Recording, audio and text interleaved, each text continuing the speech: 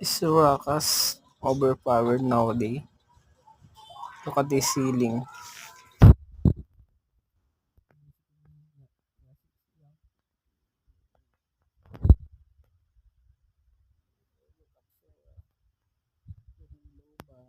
Look at this health bar.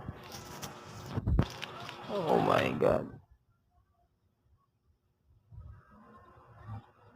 And Sarah's looking for a dive, but look at that healing. Just a redemption.